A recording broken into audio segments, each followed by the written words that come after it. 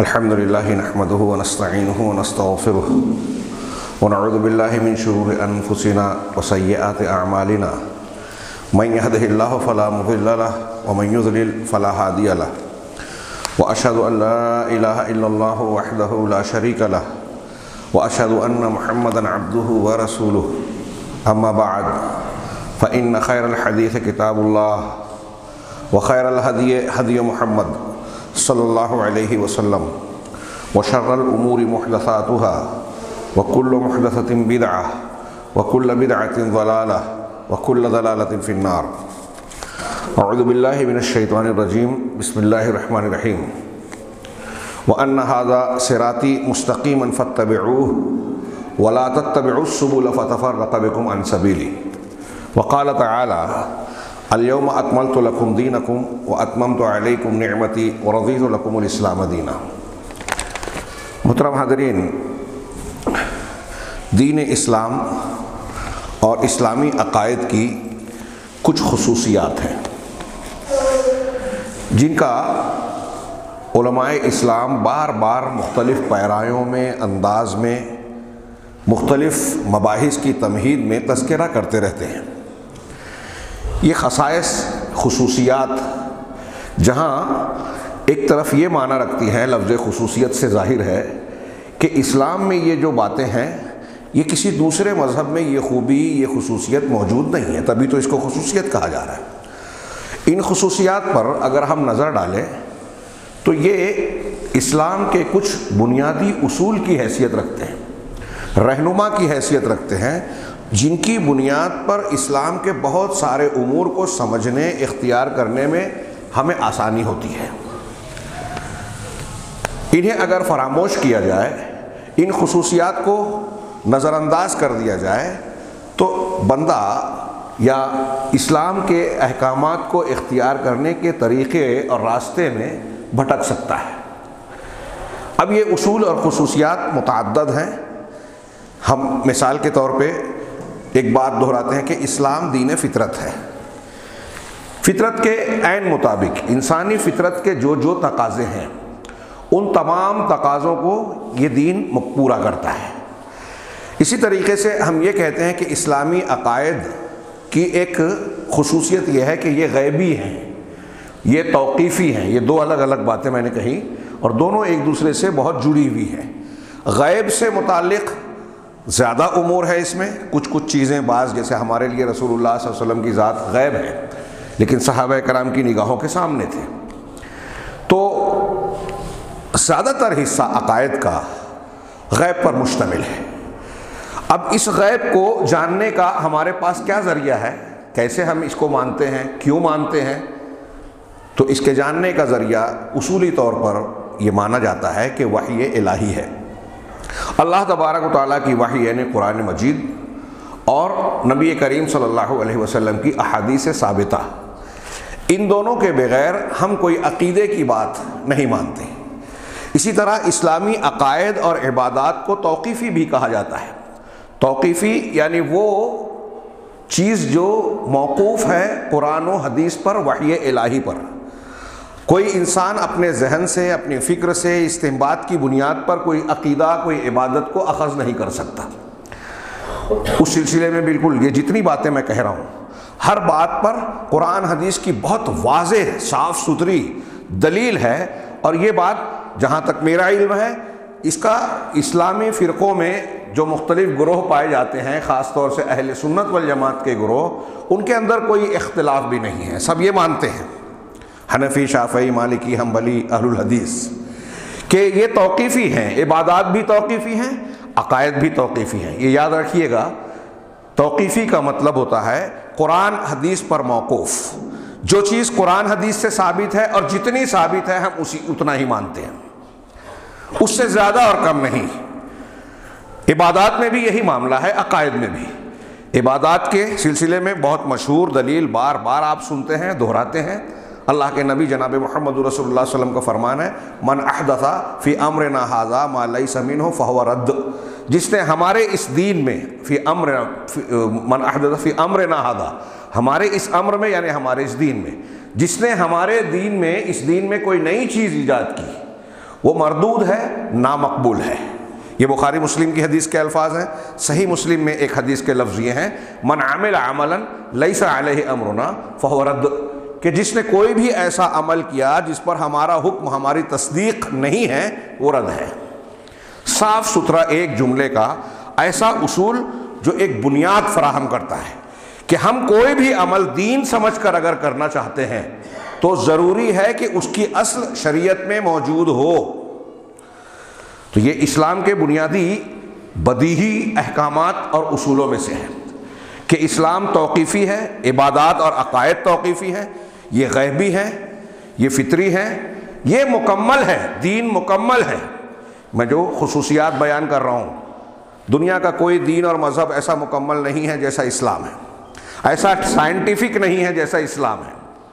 یہ کوئی ہوائی باتیں نہیں ہیں جو میں کہہ رہا ہوں، ان میں سے ہر بات کی بے شمار 1 2 5 7 نہیں، ہاں سینکڑوں دلیلیں موجود ہیں، سینکڑوں، قرآن، حدیث، عقل و فطرت، سب کی دلیلیں۔ تو ہم یہ کہہ رہے ہیں کہ اسلام مکمل ہے۔ زندگی کا کوئی شعبہ، کوئی معاملہ ایسا نہیں ہے جس کے بارے میں اس قرآن اور حدیث کی رہنمائی نہ ملتی ہو۔ قرآن حدیث کے بغیر کوئی عبادت نہیں کی جائے گی۔ قرآن حدیث کی دلیل کے بغیر دین اور شریعت کی بنیاد دین اور شریعت سمجھ کر کسی بھی عمل، عقیدے اور حکم کو اختیار نہیں کیا جائے گا، قبول نہیں کیا جائے گا۔ یہ بالکل واضح بات ہے۔ میں بار بار کہہ رہا ہوں کہ علماء اسلام ان باتوں کو دہراتے رہتے ہیں، ہم اور آپ سنتے رہتے ہیں، لیکن ہم اسے سرسری لیتے ہیں، جس کو آج کی زبان میں کہیں کہ لوگ لائٹ لیتے ہیں، سنجیدگی سے لیتے نہیں ہیں، یا یوں کہیے کہ اس کو کہتے تو ہیں، سمجھتے نہیں ہیں، اور عملی طور سے بطور خاص بعض لوگ دوسرے ذریعوں سے اسے قبول نہیں کرتے، بلکہ ان باتوں کی خلاف ورزی کرتے ہیں، اس کا رد کرتے ہیں، اور دوسرے لفظوں میں یہ کہتے ہیں کہ اللہ اور اس کے رسول کی بات صحیح نہیں ہے۔ وہ کہتے ہیں کہ دین مکمل نہیں ہے، جو نبی کریم صلی اللہ علیہ وسلم نے دنیا میں ہم تک جو دین پہنچایا تھا، اس میں کچھ کمی، کچھ ادھورا پن تھا، اس کا بعد میں اضافہ کیا گیا، تب وہ مکمل ہوا۔ اس بات کے اضافے کا اگر ہم اور آپ رد کرتے ہیں تو وہ ناراض ہوتے ہیں اور سمجھتے ہیں کہ ہمارے دین کی خصوصیات اور بنیاد کو ہلا دیا گیا، جبکہ دین کا اس سے کوئی تعلق نہیں۔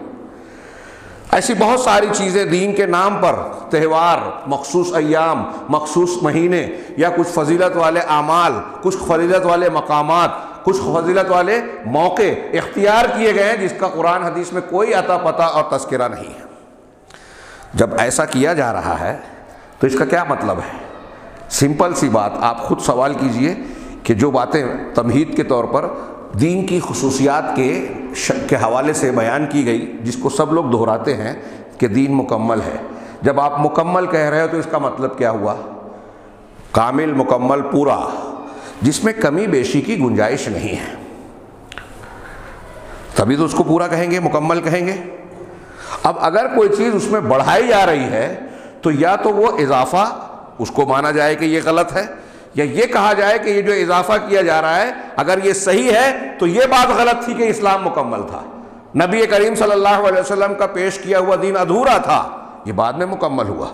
کوئی مسلمان زبان سے یہ نہیں کہے گا، یہ جرأت نہیں کرے گا کہ یہ کہے کہ نبی کریم صلی اللہ علیہ وسلم کا پیش کیا پہنچایا ہوا دین ادھورا تھا، کمی تھی، اللہ اور اس کے رسول کوئی چیز بھول گئے، یہ کوئی نہیں کہے گا، لیکن عمل سے یہ بات کہہ رہے ہیں آج لوگ۔ اب آپ غور کیجئے کہ آج جو اسلام اور جو دین ہمارے ارد گرد رائج ہے، لوگوں نے اختیار کر رکھا ہے، کیا اس اسلام کے تئیں، اس کے حوالے سے یہ مانا جا سکتا ہے کہ اس کو ماننے والے لوگ دین کو مکمل مانتے ہیں، اس کو ماننے والے لوگ اللہ تعالیٰ کے دین کے عبادات کو اور عقائد کو توقیفی مانتے ہیں؟ یہ مانتے ہیں کہ جو قرآن حدیث سے ملے بس اسی کو ہم پکڑیں گے، اسی کو دین سمجھیں گے، بعد کی چیزوں کو دین نہیں سمجھیں گے، جبکہ نبی کریم صلی اللہ علیہ وسلم اس کی بار بار تلقین، ہر جمعہ میں تلقین کرتے تھے، کل محدثۃ بدعہ وکل بدعۃ ضلالہ۔ کس کے سامنے کہہ رہے ہیں؟ نبی کریم صلی اللہ علیہ وسلم۔ صحابہ کرام بدعتی ہو سکتے تھے؟ سوال ہی نہیں۔ دین میں نئی چیزیں ایجاد کرنے والے بن سکتے تھے؟ سوچا بھی نہیں جا سکتا۔ ان کا دین وہی تھا جو اللہ نے قرآن کی شکل میں یا رسول اللہ صلی اللہ علیہ وسلم نے حدیث کی شکل میں انہیں سکھایا، دیا، بتایا. اس سے آگے نہیں بڑھتے تھے. اس کی مخالفت کو صحابہ کرام برداشت بھی نہیں کرتے تھے. کیوں برداشت نہیں کرتے تھے؟ وہ دین کے اس اصول کو جانتے تھے اور ہر جمعہ کو یہ سبق رسول اللہ صلی اللہ علیہ وسلم کی زبان سے سنتے تھے کہ کوئی بھی دین میں نئی چیز ہوگی تو وہ گمراہی ہے، اور ہر گمراہی وہ بدعت ہے، اور ہر بدعت گمراہی ہے. یہ صحابہ کے سامنے آپ دہراتے تھے. جب ان کے سامنے بار بار دہرانے کی ضرورت تھی تو آج کے زمانے میں جہاں ہر قدم پر، ہر موسم میں، ہر مہینے میں، ہر ہفتے میں کوئی نہ کوئی بدعت کی جاتی ہے، اس کو تو بار بار دہرانا، سمجھانا ضروری ہے.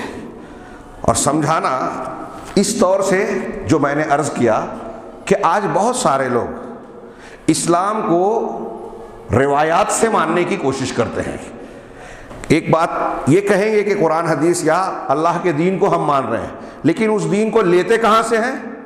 رسم و رواج سے. ہمارے گرد و پیش کا جو ماحول ہے، جو اسلام مان لیا گیا، اس کو ہم قبول کر رہے ہیں.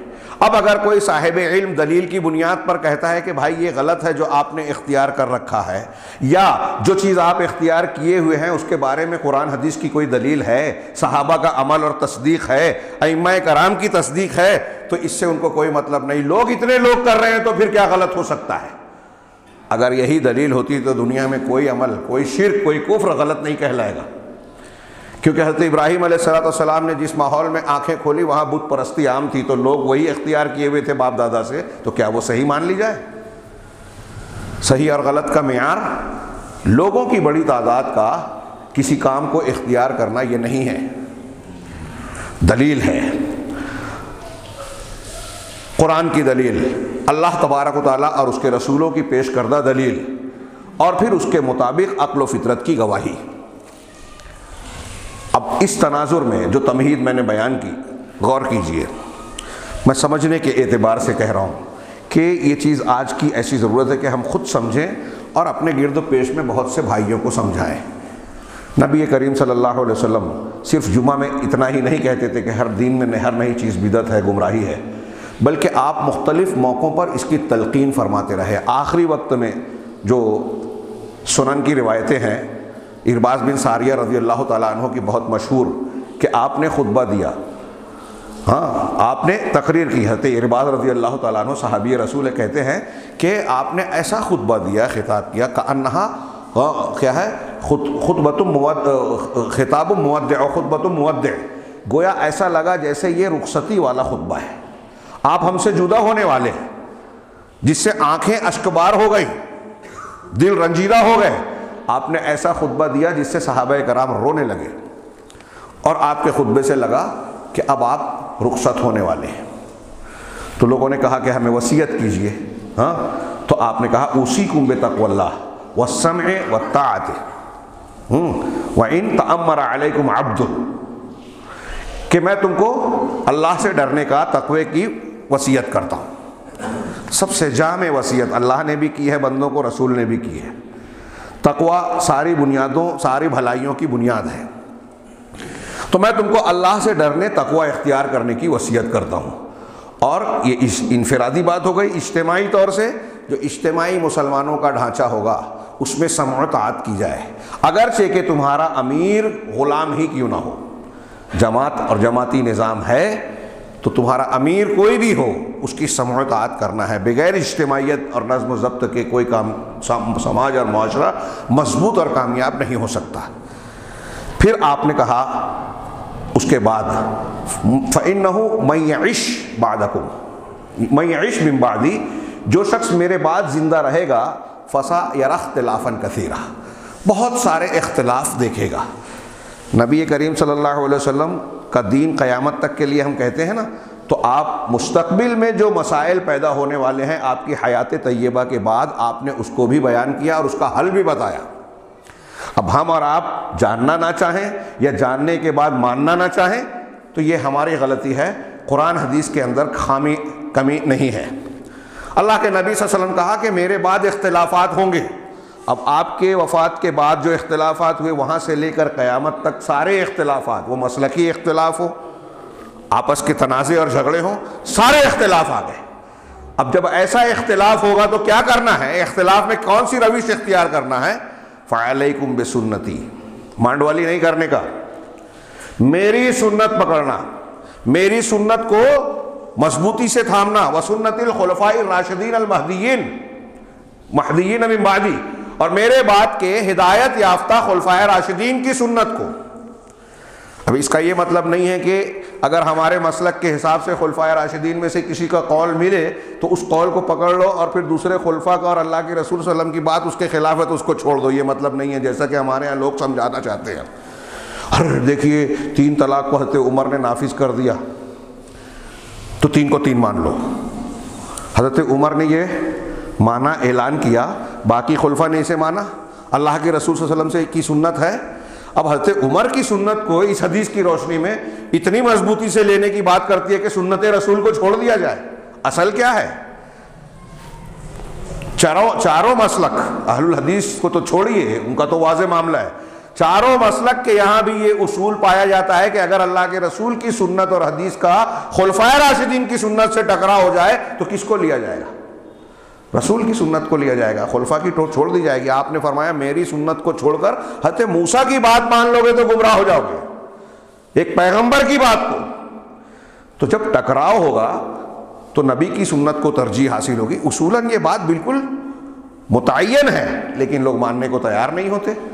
اب یہاں طلاق والے معاملے میں اہل الحدیث جب یہ کہتے ہیں کہ ایک مجلس کی 3 ایک ہی پڑے گی، حضرت ابوبکر صدیق کا، تمام صحابہ کا فیصلہ ہے، حضرت عمر کے فیصلے کے بعد حضرت عمر بھی مانتے تھے کہ یہی ہے اور آخر وقت میں رجوع بھی کیا، تو کہتے ہیں دیکھو حضرت عمر کی شان میں گستاخی کر رہے ہیں۔ بلا وجہ صاف ستھرے دین کو، واضح تعلیمات کو گنجلک اور الجھا والی بنایا جاتا ہے محض اپنے مسلک کو ثابت کرنے کے لیے، کوئی ایج پیچ نہیں ہے اس میں۔ تو اللہ کے نبی صلی اللہ علیہ وسلم نے فرمایا کہ اختلاف ہو تو کیا کرنا ہے؟ علیکم بسنتی وسنت الخلفاء الراشدین المہدیین من بعدی، عضوا علیہا بالنواجذ، اپنے دانتوں سے، ناجزہ سے، جس سے سختی سے پکڑا جاتا ہے، گوشت نوچا جاتا ہے، اس کے ذریعے سے مضبوطی سے، یہ محاورہ ہے، کسی چیز کو مضبوط پکڑ لینا۔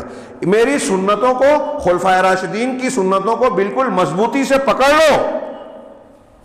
اللہ کی رسول کی سنت وہی ہے جو قرآن میں ہے، اللہ کی تعلیمات ہے۔ صحابہ کرام اور خلفائے راشدین کی سنت وہی ہے جو اللہ کے رسول صلی اللہ علیہ وسلم کی تعلیمات ہے، اس میں تضاد نہیں ہے۔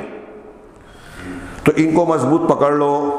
کتنی صاف ستھری کوئی ایسی بات ہے، یہ جو میں نے ترجمہ کیا، ہر مسلک کا عالم اس حدیث کو پیش کرتا ہے، اس ترجمے کا جو معنی اور مفہوم ہے، کوئی جاہل سے جاہل انسان ہے، اس کے سامنے یہ ترجمہ، یہ معنی کیجئے، بتائیے، اس سے پوچھئے کہ سمجھ میں نہیں آیا آپ کی؟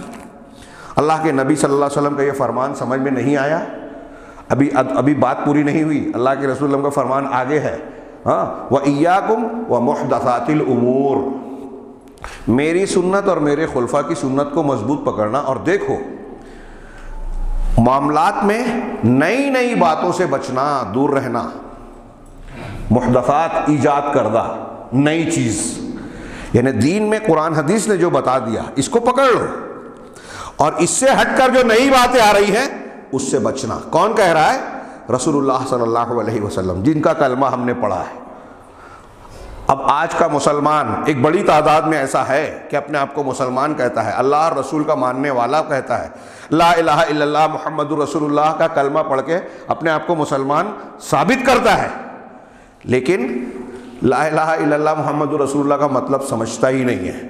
اس کی زندگی، اس کا مسلک اس کے خلاف ہے، مسلک خلاف ہے کہہ رہا ہوں۔ جب وہ یہ کہتا ہے کہ اللہ کے رسول کی حدیث ہے نہیں مانتے، یا بہت سارے امور اور معاملات ایسے ہیں جو قرآن حدیث سے ثابت نہیں ہے اس کو دین مانتے ہیں، تو وہ محمد رسول اللہ کو رد کر رہا ہے، اللہ سے اور رسول سے دین نہیں مان رہا ہے، فلاں اور فلاں سے لے رہا ہے۔ اللہ کے رسول کہہ رہے ہیں میری سنت کو پکڑنا، اختلاف ہو، آپ کہتے ہیں کہ بابا کو مانیں گے، پیر صاحب کو مانیں گے، مشائخ کو مانیں گے، امام کا دامن تھامیں گے۔ رسول کی حدیث ہم نہیں سمجھتے، سب سمجھ رہا ہے، یہ نہیں سمجھتا، دنیا داری سمجھتی ہے، سیاست سمجھتی ہے، بے وقوف بنانا چاہتا ہے، کاروبار میں کمانا آتا ہے، سب آتا ہے، اللہ اور رسول کی بات نہیں سمجھتی جو لوگوں کی ہدایت اور رہنمائی کے لیے آیا ہے۔ اللہ کہہ رہا ہے تمہارے راستہ بتانے کے لیے کہہ رہا ہے، ہم کہاں سمجھتے ہیں، ہم یہ کہہ رہے ہیں۔ اللہ کہہ رہا ہے کہ قرآن حدیث ہدایت کے لیے، تم کو دکھانے کے لیے راستہ، جنت تک پہنچانے کا راستہ بتاتا ہے۔ آپ کہتے ہیں ہم تو اندھے ہیں، مقلد ہیں، سمجھ نہیں سکتے، دیکھ نہیں سکتے، جو لوگ دکھائیں گے ہم وہ دیکھیں گے، جو لوگ کریں گے ہم وہی کریں گے۔ قرآن حدیث سے ہمیں کیا مطلب شریعت کے دین کے اصولوں کو، بنیادوں کو ماننے کے لیے مسلمان تیار نہیں ہے۔ اسٹیج سے بولتا ہے دین مکمل ہے، مانتا نہیں ہے مکمل۔ کیوں؟ اس لیے کہ بہت ساری چیزوں کا اضافہ کرتا ہے۔ اللہ کے رسول کہہ رہے ہیں وَإِيَّاكُمْ وَمُحْدَثَاتِ الْأُمُورِ، کہ محدثات امور سے، نئی نئی ایجاد کردہ چیزوں سے دین کے اندر تم بچنا، اس لیے کہ ہر نئی چیز بدعت ہے، ہر نئی چیز گمراہی ہے۔ اب ان امور کو جو میں نے بیان کیا، ممکن ہے سننے والے آپ حضرات یہ سوچ رہے ہوں کہ یہ تو ہم جانتے ہیں، لیکن میں یہ عرض کرنا چاہتا ہوں کہ بہت سے مسلمان یا تو جانتے نہیں ہیں یا جاننے کے بعد سمجھتے نہیں ہیں۔ یہی وجہ ہے کہ اگر یہ معاملات جو میں پیش کر رہا ہوں اس کو لوگ جانتے سمجھتے تو ہمارے سماج اور معاشرے میں مسلمانوں کے بیچ آج اتنی بدعات خرافات ہوتی ہی نہیں جتنی ہم دیکھ رہے ہیں۔ اور پھر ان بدعات کی شکل و صورت یہ بن گئی ہے کہ وہی دین کا چہرہ بن گئی ہیں، پہچان بن گئی ہیں۔ بہت سے غیر مسلم اس کو دین کا حصہ سمجھتے ہیں، جبکہ قرآن حدیث اور دین سے اس کا کوئی تعلق نہیں۔ یہ بدعات جس کو ہم کہتے ہیں، دین میں ایسی چیز جس کی کوئی اصل نہ ہو، یہ دین سے جڑی ہوئی باتیں۔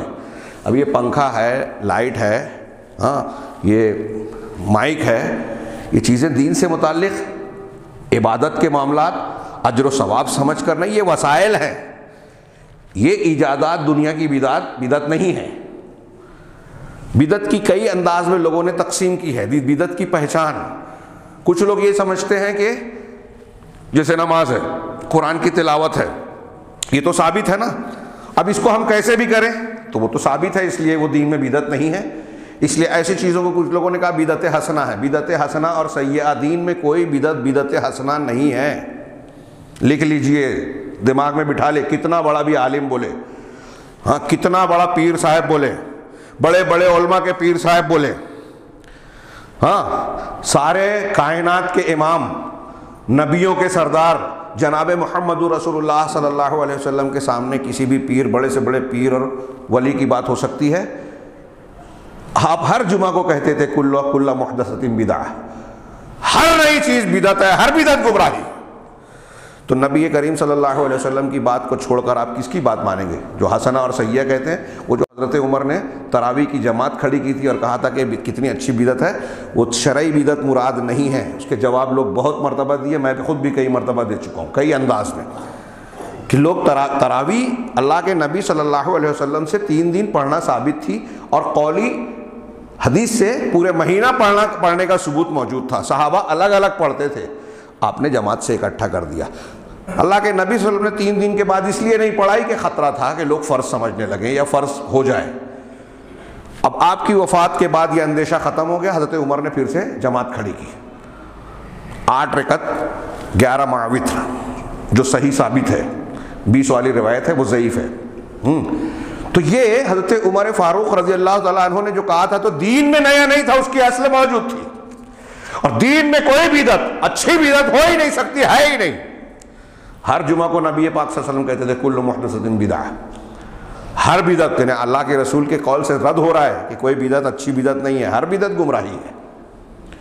تو اب لوگوں نے کھینچ تان کر کے نئی نئی چیزیں، اب وقت محدود ہے، بدعت کے نقصانات پر اگر بات کریں، یہ چھوٹی موٹی بات، ہلکی پھلکی بات نہیں ہے، کسی اور موقع سے۔ بدعت جو ہے وہ قرآن حدیث کی مخالفت ہے، اللہ اور اس کے رسول کی دشمنی ہے۔ اصلی دین اور صحیح دین سے لوگوں کو روکنا ہے، اور دین کے مقابلے میں شیطان کے بتائے ہوئے طریقے کو اختیار کرنا ہے۔ یہ نیکی اور اچھائی کی شکل میں آتی ہے، رب العالمین سے دور کرتی ہے، صحیح دین سے دور کرتی ہے، اسلام کا چہرہ بگاڑتی ہے، اسلام کی خوبیوں کو ختم کرتی ہے، معروف کو منکر اور منکر کو معروف بناتی ہے، اہل حق کا دشمن بناتی ہے، دین میں اختلاف پیدا کرتی ہے۔ یہ میں نے ایک ایک جملے بیان کیے جو ایک ایک مضمون ہے، اور ہر ایک کی دلیل آپ غور کرتے جائیے کہ جب میں بدعت اختیار کروں گا تو جو سنت پر چلنے والا ہے اس کا دشمن بن جاؤں گا، جب میں بدعت اختیار کروں گا تو اس بدعت کو اچھا بتاؤں گا، تو جو منکر ہے، گناہ ہے، میں اس کو نیکی بتا رہا ہوں، اور جو نیکی ہے اس کو گناہ بتا رہا ہوں۔ تو بدعت منکر کو منکر، اور بدعت اہل علم نے کہا، سلف نے، کہ ابلیس کے نزدیک دوسرے گناہوں سے زیادہ پسندیدہ ہے۔ کفر اور شرک کے بعد سب سے محبوب ابلیس کے نزدیک جو گناہ ہے جس میں بندوں کو مبتلا کرنا چاہتا ہے وہ بدعت ہے۔ کیوں؟ اس لیے کہ بندہ بدعت سے توبہ نہیں کرتا۔ کیوں نہیں کرتا؟ اس لیے کہ جب بدعت کرتا ہے تو اس کو نیکی سمجھتا ہے، دین سمجھتا ہے۔ بدعت کی خطرناکی کا پہلو یہ ہے کہ اس بیماری میں مبتلا انسان اپنے آپ کو بیمار سمجھتا ہی نہیں۔ جب بیمار ہی نہیں سمجھتا تو علاج کیا کرے گا؟ بدعت کرنے والا سمجھ رہا ہے نا میں نیکی کر رہا ہوں، اور نیکی کے جذبے کو جب بدعت سے تسکین دیتا ہے تو سنت کی طرف، قرآن حدیث سے ثابت شدہ امور کی طرف اس کی رغبت نہیں رہ جاتی۔ میں نے کئی مرتبہ علامہ ابن تیمیہ کا یہ قول پیش کیا کہ جو لوگ بدعت کے عادی ہو جاتے ہیں وہ سنتوں سے دور ہو جاتے ہیں۔ جس قسم کی بدعت کو وہ اختیار کرتے ہیں اس قسم کی شریعت سے ثابت شدہ امر کو ترک کر دیتے ہیں۔ جیسے مثال کے طور پہ جو لوگ مزارات، مشاہد کی بدعتی سفر کرنے لگتے ہیں، ان کے اندر حج بیت اللہ اور عمرے کا وہ جذبہ نہیں رہتا جو دوسروں میں ہوتا ہے، جو ایسا بدعت کے نہ کرنے والوں میں ہوتا ہے۔ جو لوگ شیطان کے قرآن یعنی موسیقی کو سننے کے عادی ہوتے ہیں، آج اپنے گرد میں دیکھ لیجئے، ان کو قرآن سننا اچھا نہیں لگتا، اس لیے کہ رحمان کے قرآن اور شیطان کے قرآن دونوں کی محبت ایک دل میں اکٹھا نہیں ہو سکتی۔ اگر آپ رحمان کا قرآن پسند کرتے ہیں تو شیطان کا قرآن آپ کو اچھا نہیں لگے گا۔ شیطان کا قرآن یعنی گانا بجانا، موسیقی، اور یہ پسند کرتے ہیں تو وہ اچھا نہیں لگے گا۔ تو ایسے ہی آپ ساری بدعات میں دیکھیے کہ قرآن حدیث کی مخالفت کا جو عادی بنتا ہے وہ قرآن حدیث کی چیزوں کو قبول نہیں کرتا، اس کی طرف رغبت نہیں رکھتا۔ جو بدعات کے عادی ہوتے ہیں ان کے اندر نماز پڑھنے کی آپ کو پابندی نہیں ملے گی، بدعتوں کو بڑی پابندی سے کریں گے، اس میں پیسہ خرچ کریں گے، وقت لگائیں گے، اس کو چھوڑنے کے لیے تیار نہیں ہوں گے، لیکن اللہ کا جو مقرر کردہ فرض ہے نماز، اس کے بارے میں وہ کوتاہی برتیں گے، یعنی رسول کی اور اللہ کی مخالفت کر رہے ہیں۔ شیطان یہی مزاج دیتا ہے، یہی مقصود ہے بدعت کا، دین کو بگاڑنا، دین سے دور کرنا، اللہ اور اس کے رسول کی مخالفت کرنا۔ اب یہ ساری باتیں دماغ میں رکھیے تو اس سے یہ اندازہ لگے گا کہ بدعت کا معاملہ کتنا شدید اور سنگین ہے، اس کو لائٹلی لینے والا نہیں ہے، چھوٹا موٹا معاملہ نہیں ہے، یہ بہت بڑا معاملہ ہے۔ اور بدعت بعض مرتبہ شرک اور کفر تک پہنچاتی ہے، اسی لیے سلف نے کہا کہ بدعت شرک کا، کفر کا دروازہ ہے۔ دنیا میں جتنے لوگ بدعات کے عادی ہیں وہ رسول کی مخالفت کرنے کے بعد آپ دیکھیں گے ان کے اندر کسی نہ کسی قسم کا شرک ضرور ملے گا، ضرور۔ منبر رسول سے بہت ذمہ دارانہ اور اہم بات کہہ رہا ہوں، چھوٹی موٹی بات نہیں ہے۔ جتنے بدعتی ہیں، اور یہ قرآن کی ایک آیت میں اس کا اشارہ ہے، امام احمد بن حنبل اس کی تفسیر کرتے ہیں، فَلْيَحْذَرِ الَّذِينَ يُخَالِفُونَ عَنْ أَمْرِهِ أَن تُصِيبَهُمْ فِتْنَةٌ أَوْ يُصِيبَهُمْ عَذَابٌ أَلِيمٌ۔ جو لوگ رسول کے حکم کی، سنت کی مخالفت کرتے ہیں انہیں ڈرنا چاہیے کہ انہیں کوئی فتنہ پکڑ لے یا دردناک عذاب۔ علامہ ابن کثیر نے بہت سے مفسرین سے اس کی تفسیر نقل کی کہ جب رسول کی سنت کی مخالفت کی جائے گی تو دنیا کا عذاب بھی آئے گا اور آخرت، دردناک عذاب سے آخرت کا عذاب مراد ہے، فتنے سے دنیا کا عذاب۔ آج مسلمان پوری دنیا میں فتنوں میں مبتلا ہیں، اس کی سب سے بڑی بنیادی وجہ شرک، کفر و بدعت۔ دوسری باتیں جو ہیں ضمنی اور ذیلی ہیں جو ہم فلسفے بگارتے ہیں، بنیادی وجہ یہ ہے، اور اس پر قرآن حدیث کی بہت سی دلیلیں ہیں۔ امام احمد کہتے ہیں کہ یہاں فتنے سے مراد شرک ہے۔ جو لوگ رسول کی سنت کی مخالفت کریں گے انہیں اس بات سے ڈرنا چاہیے کہ انہیں فتنہ پکڑ لے، یعنی وہ شرک میں پڑ جائیں گے۔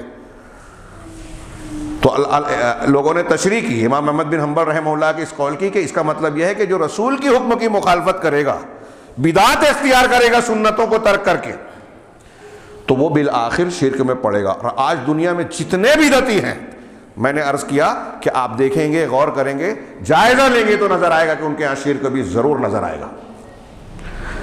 یہ بدعت کی نحوست ہے، اس کی طرح اللہ تبارک و تعالیٰ کا دنیا ہی میں ایک عذاب ہے۔ گناہ کے نقصانات جب اہل علم نے بیان کیے تو 50 نقصان میں پہلا ایک نقصان یہ ہے کہ گناہ کا ایک نقصان یہ ہے کہ اللہ تعالیٰ اور گناہوں کی طرف انسان کو بڑھا دیتا ہے۔ فَلَمَّا زَاغُوا أَزَاغَ اللَّهُ قُلُوبَهُمْ، جب وہ ٹیڑھے ہوئے تو اللہ نے ان کے دلوں کو اور ٹیڑھا کر دیا۔ فِي قُلُوبِهِمْ مَرَضٌ، ان کے دلوں میں روگ ہے، فَزَادَهُمُ اللَّهُ مَرَضًا، تو اللہ نے مرض اور بڑھا دیا۔ گناہ کا ایک نقصان یہ ہے کہ وہ بیماری اور بیماری بڑھاتی ہے۔ اب اس پوری جو بات میں نے عرض کی، اس کی سنگینی کو ملحوظ رکھتے ہوئے غور کیجئے کہ کیا آج کا مسلمان اسلام کو مکمل مان رہا ہے؟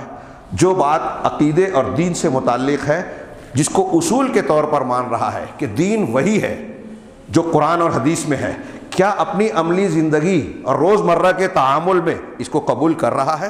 دین کو مکمل مان رہا ہے؟ اپنے عقیدے، منہج اور احکامات کو قرآن حدیث پر موقوف مانتا ہے، جو ہم نے کہا کہ ایک مسلمہ اصول ہے حنفی، شافعی، مالکی، حنبلی، اہل الحدیث میں کہ دین کے معاملات اور خاص طور سے عقائد اور عبادات توقیفی ہیں، تو کیا یہ مانتا ہے توقیفی؟ ان اصولوں کو سامنے اور ان سوالات کے جواب کو جب ہم تلاش کرنے جاتے ہیں تو آپ دیکھیے کہ کوئی شعبہ، کوئی مرحلہ ایسا نہیں ہے، معاملہ ایسا نہیں ہے جس میں آج کے مسلمانوں نے دین کے مقابلے میں کچھ نہ کچھ نئی چیز گڑھ لی ہے اور اسے دین بنا لیا ہے۔ کوئی مہینہ، سال کے جو 12 مہینے ہیں، کوئی مہینہ ایسا نہیں ہے جو بندہ ایجاد بندہ سے خالی ہو، یعنی قرآن حدیث سے ہٹ کر بعد کے لوگوں کی ایجاد شدہ چیز کو اختیار کرنے سے خالی ہو، ایسا کوئی مہینہ نہیں۔ ابھی ہم رجب میں داخل ہوئے ہیں، آج رجب کی 12-13 تاریخ ہے غالباً، ماہ رجب کی، ہمارے یہاں کچھ لوگ رجب بولتے ہیں، رجب نہیں رجب، ہاں، ماہ رجب میں داخل ہوئے۔ اس کے بعد شعبان آئے گا، ان کی کیا حیثیت ہے شرعی؟ اس کے بعد رمضان آئے گا، رمضان کی کیا حیثیت ہے؟ رمضان کے بارے میں اللہ تعالیٰ نے کہا شہر رمضان الذی انزل فیہ القرآن، رمضان کے بارے میں کہا کہ یہ شہر مبارک ہے، اس میں لیلۃ القدر ہے، جس میں عبادت کرنا 1000 مہینوں سے بہتر ہے۔ اب ہم لیلۃ القدر کی یہ حیثیت کیوں مانتے ہیں کہ 1000 مہینوں سے بہتر ہے، اس میں عبادت کرنا فضیلت والی بات ہے، رمضان کی حیثیت دوسرے مہینوں کے مقابلے میں الگ ہے، اس کو ایک خصوصیت حاصل ہے؟ کیوں مانتے ہیں؟ اس لیے کہ اللہ نے کہا، اس لیے کہ رسول نے بتایا صلی اللہ علیہ وسلم۔ کیا رجب کے بارے میں، شعبان کے بارے میں جو کچھ ہم مانتے ہیں وہ بھی اللہ اور رسول نے بتایا ہے؟ ماہ رجب میں ہم داخل ہوئے، اس کے بارے میں جو بعض دینی مجلسیں، محفلیں منعقد کی جاتی ہیں، اس کی بعض فضیلتیں بیان کی جاتی ہیں، اس میں بعض اعمال کو بطور خاص متعین کر کے انجام دیا جاتا ہے، یہ سمجھ کے کہ اس مہینے کا یہ خاص عمل ہے۔ جیسے رجب کے مہینے میں پہلے جمعرات کا دن اور پہلے جمعہ کی رات، اس کو کہتے ہیں کہ فضیلت والا ہے، لہذا اس جمعرات کو روزہ رکھا جائے۔ اس سلسلے میں ایک من گھڑت حدیث بیان کی جاتی ہے، جھوٹی حدیث جو اللہ کے رسول صلی اللہ علیہ وسلم سے ثابت نہیں ہے۔ جتنے محقق، علماء، محققین اور محدثین ہیں، سب کا اتفاق ہے کہ یہ حدیث من گھڑت اور جھوٹی ہے۔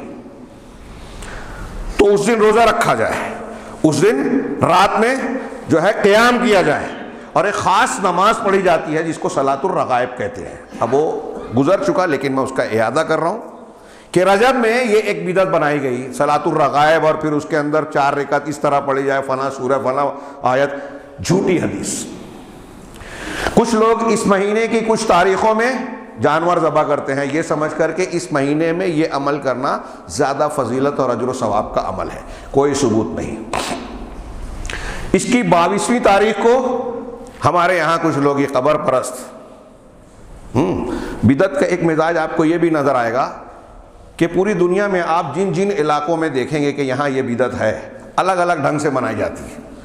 اب جیسے قرآن حدیث سے ثابت شدہ جو تہوار ہے، عید الاضحیٰ، عید الفطر، اس میں اکثر بیشتر چیزیں جو بنیادی چیزیں ہیں آپ کو پوری دنیا میں ایک جیسی نظر آئے گی۔ کیوں؟ اس لیے کہ یہ قرآن حدیث میں ہے۔ لیکن 12 ربیع الاول کو جو لوگ مناتے ہیں، مالیگاؤں میں الگ ہے، برہان پور میں الگ ہے، اجمیر میں الگ ہے، پاکستان کے شہروں میں الگ، فلاں شہروں میں الگ، ڈھیما شہروں میں الگ۔ کیوں؟ اس لیے کہ یہ قرآن حدیث سے نہیں ہے نا، لوگوں نے اپنے ذہن سے ایجاد کی ہے، تو جس نے جیسا بہتر سمجھا اس کو ویسا رنگ دے دیا، جس کو جیسا اچھا لگا ویسا دین بنا دیا۔ ہاں، اللہ اذن لکم ام علی اللہ تفترون، انہی بدعات کے بارے میں اللہ نے سوال کیا قرآن میں، کیا تم کو اللہ نے اس کی اجازت دی ہے یا اللہ پر جھوٹ باندھتے ہو، افترا پردازی کرتے ہو؟ بدعت اللہ پر افترا پردازی ہے، اور قرآن نے کہا کہ اللہ پر افترا پردازی کرنے والوں کو اللہ دنیا میں بھی رسوا کرے گا اور آخرت میں بھی دردناک عذاب دے گا۔ ہر مفتری کا یہی انجام ہونا ہے۔ اس کو آپ معمولی بات سمجھتے ہیں، دیکھ کر آنکھیں بند کر لیا، سرسری طور سے گزر گئے، یا کوئی بیان کر رہا ہے تو اس کو سمجھ رہے ہیں کہ غیر اہم باتیں کر رہے ہیں، اختلافات کی باتیں کر رہے ہیں، آپ اللہ کا دین بگاڑے اور کوئی آپ کو ٹوکے بولے نا، آپ اور ہم خاموش ہیں تو یہ بھی دین کے سلسلے میں بے غیرتی ہے۔ صحابہ کرام میں سے کوئی ایک صحابی ایسا نہیں ملے گا آپ کو کہ قرآن حدیث کی مخالفت ہو رہی ہو، بدعت کا ارتکاب کیا جا رہا ہے اور وہ خاموشی سے گزر جائیں، ناممکن۔ دین کے اندر تبدیلی برداشت نہیں کرتے تھے، یہ دینی غیرت تھی، اور اسی وجہ سے اسلام محفوظ ہے قیامت تک۔ جو لوگ یہ لڑتے ہیں بدعت و خرافات سے، وہی اصلی سپاہی ہیں۔ اب اس کی بھی گنجائش نہیں ہے۔ امام احمد سے کسی نے کہا، احمد بن حنبل رحمہ اللہ سے کسی نے کہا کہ آپ بدعتیوں کا بڑا شدید رد کرتے ہیں، ان کے اندر جو خوبیاں ہیں، آج کل وہی لوگ بولتے ہیں نا کہ خوبیاں دیکھو خامیاں چھوڑ دو۔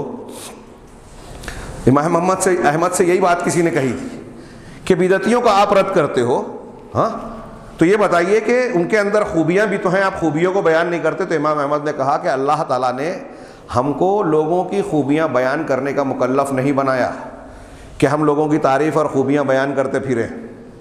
ہاں، اللہ نے اس کا مکلف ہم کو بنایا ہے کہ اگر کوئی غلط کام کر رہا ہے تو اس کی تو اصلاح کی جائے، کوئی منکر کر رہا ہے تو اس منکر کا رد کیا جائے، کیونکہ اگر ایسا نہ کیا جائے تو دین محفوظ نہیں رہے گا۔ بدعات جبے کبے والے انجام دیتے ہیں، ان سے ہی فروغ ملتا ہے طاقت سے۔ عام آدمی، جاہل آدمی دیکھتا ہے کہ اتنی بڑی داڑھی والا، اتنے لمبے کرتے والا یہ کر رہا ہے تو غلط کیسے ہوگا؟ ہاں، ہمارے ہاں دین کی دکان گمراہ کرنے والے لوگ بھی اصحاب جبہ و دستار نظر آتے ہیں، تو جاہل آدمی کو تمیز تھوڑی ہوتی کہ کون دلیل کی بنیاد پہ کام کر رہا ہے، کون بے دلیل۔ وہ تو ظاہری طور سے دیکھ کے دھوکہ کھا جاتا ہے۔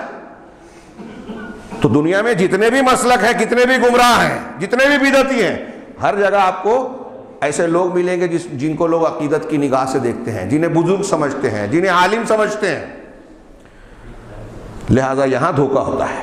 لہذا بات کو میں سمیٹوں، وقت زیادہ ہو رہا ہے، کہ اہل ایمان کو چاہیے کہ اس معاملے میں انتہائی سنجیدگی سے جو دین کے بنیادی اصول، جو میں نے شروع میں کہا کہ یہ ہمارے رہنما اصول، خصوصیات اور بنیاد ہے دین کی، کہ دین مکمل ہے۔ مکمل وہ ہے جس میں کمی بیشی نہیں ہو سکتی۔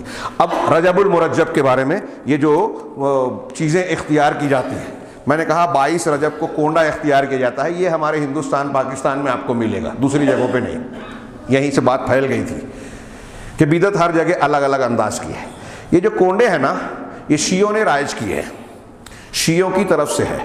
محققین نے بتایا کہ یہ حضرت امیر معاویہ رضی اللہ تعالیٰ عنہ کی وفات کا دن ہے، اس کو بطور خوشی منانے کے لیے اہل سنت میں رواج دینے کی خاطر جعفر صادق کے نام کی نیاز کی آغاز کروائی، جبکہ وہ خود نیاز وغیرہ بھی بدعت اور کفریہ اور شرکیہ چیزوں پر مشتمل ہوتی ہے، غیر اللہ کے نام کا کھانا۔ اور اس میں ایک جھوٹا واقعہ بنایا گیا کہ مدینہ میں ایسا ایسا تھا، محل تھا، ایک لکڑہارا تھا، ہاں اس کو جعفر صادق اور ان کی بیوی نے کہا کہ اگر اس دن جو ہے جعفر صادق کے نام کی نیاز پکائی جائے اور ایسا ایسا کیا جائے تو یہ برکت ہوگی۔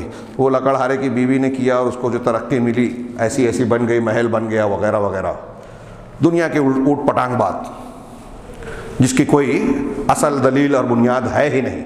اور اس پر کہتے ہیں کہ جعفر صادق صاحب کا کہنا یہ تھا رحمہ اللہ کہ جو اس دن میرے نام کی نیاز بنائے گا 22 رجب کو اور ایسا ایسا کرے گا تو قیامت کے دن میں اللہ سے اس کے لیے لڑوں گا اگر اس کی بخشش نہ کرے۔ انا للہ و انا الیہ راجعون۔ اس قسم کے واقعات سے اللہ کی بے عزتی اور توہین کرتے ہیں لوگ۔ کوئی اللہ سے لڑنے کی ہمت اور جرأت کرے گا؟ قیامت کے دن صحیح حدیثوں میں ہے کہ انبیاء کرام جن کے درجے کو بات کا کوئی انسان پہنچ نہیں سکتا، وہ کہیں گے نفسی نفسی نفسی، میرا نفس میرا نفس میرا نفس۔ ان سے لوگ گزارش کریں گے، اللہ سے گزارش کرو، تو حضرت آدم سے لے کر حضرت ابراہیم اور حضرت عیسیٰ تک کوئی تیار نہیں ہوگا، خوف اور دہشت کے مارے۔ نبی کریم صلی اللہ علیہ وسلم بھی سجدے ریز ہوں گے، دعائیں کریں گے، حمد و ثنا بیان کریں گے اللہ تعالیٰ کی۔ اس کے بعد جب اجازت دی جائے گی تب آپ جرأت کریں گے۔ ہاں کیا ہے؟ یوم یقوم، کیا ہے یہ فرشتے، یوم یقوم الروح والملائکۃ صفا لا یتکلمون الا من اذن له الرحمن۔ جس دن ملائکہ، فرشتے اور جبرائیل صف لگا کر کھڑے ہوں گے ادب سے اللہ کے سامنے، لا یتکلمون، بات نہیں کریں گے، بات کرنے کی جرت نہیں ہوگی، الا من اذن لہ الرحمن، سوائے اس کے جس کو رحمان اجازت دے۔ رحمان کی اجازت کے بغیر کوئی منہ نہیں کھولے گا، کوئی لڑائی کرے گا اللہ سے۔ وما قدر اللہ حق قدرہ، اللہ کی قدر پہچانی ہی نہیں۔ اللہ تعالیٰ کوئی ارادہ کرتا ہے تو قرآن میں ہے کہ آسمان اور عرش ہل جاتا ہے، ہلنے لگتا ہے، فرشتے بے ہوش ہو جاتے ہیں۔ یہ اللہ کی دہشت، خوف اور جلال و عظمت کا یہ عالم ہے، اور ہم یہ بولتے ہیں کہ پیر صاحب جو ہیں وہ اللہ تعالیٰ کے سامنے اڑ جائیں گے، آپ ان کا دامن تھام لیں گے۔ قرآن حدیث پڑھا ہی نہیں ہے آپ نے، جانا ہی نہیں ہے، اللہ کی عظمت و کبریائی کو سمجھا ہی نہیں ہے۔ اگر کوئی شخص اللہ اور رسول کا دشمن ہے، سنتوں کا مخالف ہے، تو کوئی پیر، کوئی سچا انسان، کوئی نبی اس کا ساتھ نہیں دے گا۔ اللہ کا دشمن رسول کا بھی دشمن ہے، جو اللہ کے دین کا مخالف ہے کوئی اس کا ساتھ نہیں دے گا۔ یہاں تو تقاضا یہ ہے کہ اللہ اور رسول کی مخالفت کرنے والا، الحب فی اللہ والبغض فی اللہ کے تحت ایمان کی تکمیل اس وقت ہوگی جب اللہ کا دشمن ہمارا دشمن ہو، اللہ کا دوست ہمارا دوست ہو۔ تو جو اللہ کا دشمن ہے، بے نمازی ہے، بدعتی ہے، مشرک ہے، بزرگان دین اس کو بچائیں گے، ان سے دشمنی کریں گے۔ یہ ایمان کا تقاضا ہے، اللہ سے محبت کا تقاضا ہے کہ یہ اللہ کا دشمن ہے تو ہمارا بھی دشمن ہے، اس کا ساتھ نہیں دیں گے۔ بہرحال یہ 12 رجب کا کونڈا یہ شیعوں کی ایجاد ہے، جو ہمارے بعض سنیوں میں، جاہلوں میں رائج ہے، بدعت ہے، خرافات ہے، دین کی مخالفت ہے، دین سے اس کا کوئی لینا دینا نہیں ہے۔ 27 رجب کو ہمارے ہاں اسراء اور معراج کا دن منایا جاتا ہے، بہت ساری مسجدوں کے لائٹ جلتے ہیں، مخصوص محفلیں منعقد ہوتی ہیں، کچھ خاص عمل اور عبادات کی جاتی ہیں، اور یہ سمجھا جاتا ہے کہ یہ خاص رات ہے، اس کی فضیلت ہے، کچھ لوگ اس میں مخصوص عبادتیں کرتے ہیں۔ اب موقع نہیں ہے ان چیزوں کی تفصیل کا، میں اختصار سے 2-3 اقوال پیش کروں۔ شیخ الاسلام علامہ ابن تیمیہ کہتے ہیں کہ رجب کو ایسا موسم بنانا، ایسا خاص موقع بنانا جس کو روزے کے ساتھ الگ کیا جائے، خاص کیا جائے، یہ مکروہ ہے حضرت امام احمد بن حنبل رحمہ اللہ کے نزدیک، اور ان کے علاوہ بھی، جیسا کہ حضرت عمر بن خطاب اور ابو بکرہ، یہ دونوں صحابہ ہیں، ابو بکرہ اور دیگر متعدد صحابہ کرام سے بھی مروی ہے کہ رجب کی کوئی خصوصیت نہیں ہے۔ روزے کے ساتھ خاص کرنا، میں نے بتایا کہ کچھ لوگ پہلے جمعرات کو روزہ رکھنے کو مخصوص عمل سمجھتے ہیں۔ ایک بات دماغ میں رکھیے کہ آپ کسی خاص دن کو متعین کر کے جب یہ کہتے ہیں کہ اس دن یہ کام کرنا ہے، روزہ رکھنا ہے، اس دن یہ عبادت کرنی ہے، اس دن یہ کام کرنا ہے، تو آپ نے اس کو دوسرے دنوں کے مقابلے میں ایک خصوصیت دے دی۔ یہ بھی بدعت ہے کہ جس دن کو، جس موقع کو اللہ اور رسول نے کوئی تخصیص یا خصوصیت نہیں دی، آپ اس کو خصوصیت دیں۔ جس تعداد کو اللہ اور رسول نے متعین نہیں کیا، آپ وہ تعداد متعین کر دیں۔ جس جگہ کی فضیلت اللہ اور رسول نے متعین نہیں کی، آپ اس جگہ کی فضیلت متعین کر دیں۔ اجمیر کو آپ اجمیر شریف بولتے ہیں تو کس بنیاد پر بولتے ہیں؟ ہمارے نزدیک مکہ شریف ہے، مدینہ شریف ہے۔ کیوں شریف ہے؟ اس لیے کہ اللہ اور رسول نے متعین کیا۔ اجمیر شریف، کلیئر شریف، اس کو کس نے شریف بنایا؟ حضرت عمر فاروق کا وہ جملہ یاد کیجئے کہ حجر اسود کو بوسہ دے رہے ہیں، صحیح بخاری میں ہے، وہ کہتے ہیں کہ میں جانتا ہوں اے حجر اسود تو پتھر ہے، نہ نقصان پہنچا سکتا ہے نہ نفع، اگر میں نے اللہ کے رسول کو تجھے بوسہ دیتے ہوئے نہ دیکھتا تو کبھی بوسہ نہ دیتا۔ تیری حیثیت اس لیے ہے کہ تو اللہ کے رسول صلی اللہ علیہ وسلم نے تجھے بوسہ دیا ہے، اس لیے دے رہا ہوں، تجھے نفع نقصان کا مالک نہیں سمجھتا، تجھے مقدس فی نفس سے ہی نہیں مانتا کہ تو فائدہ اور نقصان کا مالک ہے۔ ایسا مانوں گا تو مشرک ہو جاؤں گا۔ ہمارے یہاں کتنے لوگوں نے کتنی چیزوں کو مقدس بنا رکھا ہے، کتنی چیزوں کو چوم چاٹ کرتے ہیں۔ روئے زمین پر چومنا حدیث اور قرآن سے اگر ثابت ہے تو حجر اسود کو فضیلت کی بنیاد پر۔ نبی کریم صلی اللہ علیہ وسلم کی شخصیت، آپ کے چہرے اور ہاتھوں کو، وہ آپ دنیا سے چلے گئے، اور کسی کے ساتھ صحابہ نے ایسا نہیں کیا۔ تو دنیا میں کوئی چیز نہیں، کتنی چیزوں کو چوما جا رہا ہے، مقدس سمجھا جا رہا ہے، ان کی زیارت کی جا رہی ہے، ان کو بابرکت سمجھ کر ان سے برکت حاصل کرنے کی کوشش کی جاتی ہے۔ تو یہ اصول دماغ میں رکھیے کہ ان ساری چیزوں کی بنیاد قرآن حدیث ہے، ہم اسی کو بنیاد بنائیں گے، اسی کے بیس پر کوئی چیز اختیار اور رد کریں گے۔ چنانچہ علامہ ابن تیمیہ کہہ رہے ہیں کہ رجب سے متعلق کوئی بھی روزے رکھنے کا انفرادی دن کہ اس میں روزہ رکھا جائے، اس دن میں کوئی ثبوت نہیں ہے۔ امام احمد اس کو مکروہ کہہ رہے ہیں، مکروہ سے مراد مکروہ تحریمی۔ حضرت عمر بن خطاب کہہ رہے ہیں، ہاں، اور ابو بکر کہہ رہے ہیں، اور کہہ رہے ہیں کہ وَمِمَّا أَحْدَثَ فِي هَذَا الشَّهْرِ مِنَ الْبِدَعِ، اور اس مہینے میں جو بدعات اختیار کی گئی ہیں وہ پہلے جمعرات کی تعظیم، پہلے اس مہینے کا پہلی جمعرات کا دن کی تعظیم، اور اس کی رات میں نماز پڑھنا، اس کے پہلے اسی پہلے جمعہ کی رات کو نماز پڑھنا، جسے صلاۃ الرغائب کہا جاتا ہے۔ میں یہاں یہ وضاحت کر دوں کہ قرآن حدیث سے رجب کی جو خصوصیت ثابت ہے وہ صرف اور صرف اتنی کہ یہ 4 حرمت والے مہینوں میں سے ایک ہے جس میں قتال کرنا منع ہے، بس، اس کے علاوہ کوئی ثبوت نہیں ہے اس کی فضیلت میں۔ آگے کہا کہ کہہ رہے ہیں شیخ الاسلام علامہ ابن تیمیہ ہی کہتے ہیں کہ اس دن کی تعظیم کرنا، ہاں، اور اس رات کی تعظیم کرنا رجب کے، کہہ رہے ہیں کہ یہ وہ چیز ہے جس کو 4 صدی ہجری کے بعد اسلام میں ایجاد کیا گیا۔ 4 صدی سے پہلے 400 سال بعد، نبی کریم صلی اللہ علیہ وسلم کی ہجرت کے 400 سال بعد تک یہ دنیا میں اس کا وجود نہیں تھا ان چیزوں کا۔ اب جس چیز کا وجود اللہ کے رسول صلی اللہ علیہ وسلم نے نہیں بتایا، صحابہ نے نہیں کیا، تابعین نے نہیں کیا، تبع تابعین نے نہیں کیا، ائمہ اربعہ نے نہیں کیا، وہ دین ہو سکتا ہے؟ امام مالک کا وہ قول ہمیشہ یاد رکھنے والا ہے کہ جو اللہ کے رسول اور صحابہ کے زمانے میں جو دین تھا آج بھی وہی دین ہے، اور اس وقت جو دین نہیں تھا آج بھی وہ دین نہیں ہے۔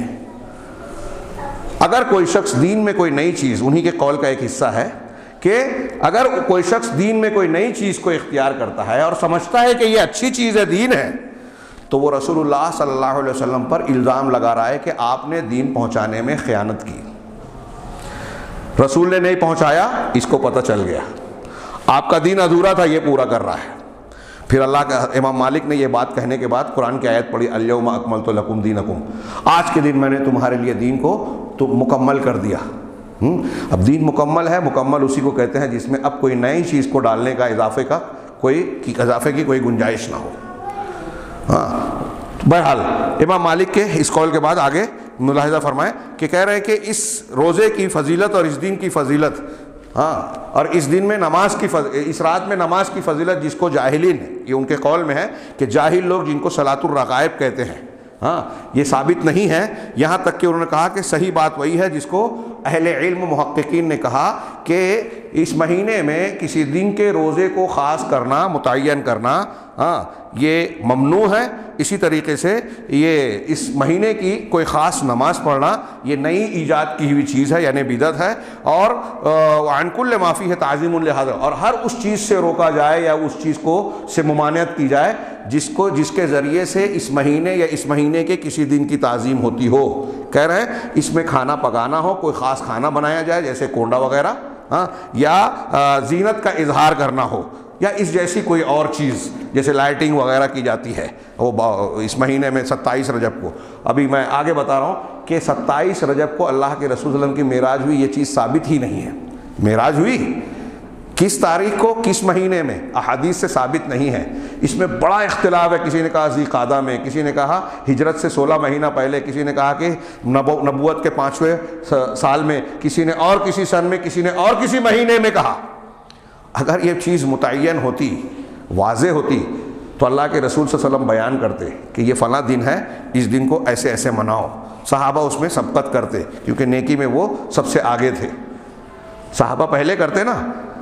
یہی نہیں معلوم ہے کہ اسراء اور معراج کس رات میں ہوئی، کس مہینے میں ہوئی، اور آپ ایک دن کو متعین کر کے 27 رجب والا قول بھی ہے، ہاں، لیکن دوسرے اقوال بھی ہیں، دوسرے مہینوں کے اقوال بھی ہیں۔ کوئی مضبوط دلیل، علامہ ابن قیم وغیرہ نے کہا کہ اس سلسلے میں جتنی روایتیں سب میں انقطاع ہے، ایک سے بھی کوئی حتمی بات نہیں کی جا سکتی۔ تو آپ ایک دن کو متعین کر کے اگر خاص کر رہے ہو تو اس کا مطلب صحابہ کرام نے اس کا اہتمام نہیں کیا، تبھی تو معلوم نہیں ہے۔ اگر اہتمام کیے ہوتے صحابہ کرام کہ یہ رات معراج کی رات ہے، اس دن ہم کو خاص عمل یا اہتمام کرنا چاہیے، تو بعد والوں کو پتہ ہوتا کہ یہ فلاں تاریخ ہے۔ صحابہ کرام میں اس دن کی تعیین کا واضح نہ ہونا اس بات کی دلیل ہے کہ وہ کوئی اہتمام نہیں کرتے تھے۔ وہاں بلا کر اللہ تعالیٰ نے کچھ انعام دیا آپ کو، یہ شکر کی بات ہے۔ ان انعامات میں سے 5 وقت کی نماز ہے۔ یہ بدعت اور خرافات اور محفلیں منعقد کرنے والے، بدعتی محفلیں منعقد کرنے والے اس نماز کی پابندی نہیں کرتے جو معراج میں دی گئی۔ اور اس چیز کی پابندی کرتے ہیں جو دین اور شریعت میں نہیں دی گئی، انہیں بدعت اور خرافات کی۔ آگے ایک دو قول پیش کر کے بات کو میں ختم کروں۔ کہہ رہے ہیں کہ یہاں تک کہ یہ بات متحقق ہے، علامہ ابن تیمیہ کے قول کا آخری جملے کا مفہوم یہ ہے کہ یہ بات متحقق ہے کہ اس مہینے کے کسی دن کی دوسرے ایام کے مقابلے میں کوئی فضیلت اصلاً ثابت نہیں ہے۔ حافظ ابن حجر العسقلانی کہتے ہیں کہ رجب کے مہینے کی فضیلت کے سلسلے میں اور نہ ہی اس کے کسی خاص معین دن کے روزے کے سلسلے میں اور نہ ہی کسی مخصوص رات کے قیام، مخصوص رات میں نماز پڑھنے کے سلسلے میں کوئی ایسی صحیح حدیث نہیں ہے جس کے ذریعے سے حجت پکڑی جائے یا صلح للحجہ جو حجت کے لائق ہو، دلیل پکڑنے کے لائق ہو، ایسی کوئی حدیث نہیں ہے۔ کون کہہ رہا ہے؟ علامہ ابن حجر العسقلانی، شارح بخاری فتح الباری کے لکھنے والے۔ اس کے بعد علامہ ابن رجب حنبلی رحمہ اللہ کا قول نقل کیا، وہ کہتے ہیں کہ فَأَمَّا الصَّلَاةُ، رہا رجب کے مہینے میں کوئی خاص نماز، فلم یصح فی شہر رجب صلاۃ مخصوصہ تختص بہ، تو رجب کے مہینے میں کوئی مخصوص نماز جو اس مہینے کے ساتھ خاص ہو یہ ثابت نہیں ہے۔ کہہ رہے ہیں کہ اور وہ حدیثیں جو صلاۃ الرغائب کی فضیلت میں ماہ رجب کے پہلے جمعہ کے دن یا رات میں، پہلے جمعہ کی رات میں صلاۃ الرغائب کے سلسلے میں جو نمازیں روایتیں ثابت ہیں، وارد ہیں، کہہ رہے ہیں کہ وہ سب کے سب کذب و باطل لا تصح، یہ جھوٹ ہے، باطل ہے، صحیح نہیں ہے۔ علامہ ابن رجب حنبلی کا یہ قول ہے۔ آگے وہ کہہ رہے ہیں وَهَذِهِ الصَّلَاةُ بِدْعَةٌ عِنْدَ جُمْهُورِ الْعُلَمَاء، جمہور علماء کے نزدیک یہ نماز بدعت ہے۔ اِلَىٰ أَنْ قَالَ، یہاں تک کہ انہوں نے کہا کہ وَأَمَّا الصِّيَامُ، نے بیچ کی کچھ عبارت کٹ کر کے انہوں نے نقل کیا کہ رہا یہاں تک کہ اس میں روزہ رکھنا، رہا اس مہینے میں روزہ رکھنا، فَلَمْ يَصِحْ فِي فَضْلِ صَوْمِ رَجَب بِخُصُوصِهِ شَيْءٌ عَنِ النَّبِيِّ صلی اللہ علیہ وسلم وَلَا عَنْ أَصْحَابِهِ، تو رجب کے مہینے میں روزہ رکھنے کے سلسلے میں بھی نبی صلی اللہ علیہ وسلم سے اور آپ کے صحابہ سے کوئی روایت ثابت نہیں ہے۔ اب آگے انہوں نے اور باتیں کہی لیکن وقت نہیں ہے۔ اس کے علاوہ ایک بات یہ بھی کہ اس مہینے میں کچھ لوگ عمرے کو فضیلت والا مانتے ہیں، تو انہوں نے لمبی چوڑی دلیل دی کہ فضیلت عمرہ کرنا فضیلت والا یا تو اشہر حج میں ہے، نبی کریم صلی اللہ علیہ وسلم نے جتنے عمرہ کیے حج کے مہینوں میں کیے، اللہ تعالیٰ نے فضیلت والے ایام ہی آپ کے لیے منتخب کیے۔ اور پھر قولی حدیث سے رمضان میں عمرہ کرنا حج کے ثواب کے برابر ہے۔ یہ دو موقع ایسے ہیں، اشہر حج اور ذی قعدہ سے ذی الحجہ تک اشہر حج کہلاتا ہے، شوال ذی قعدہ سے۔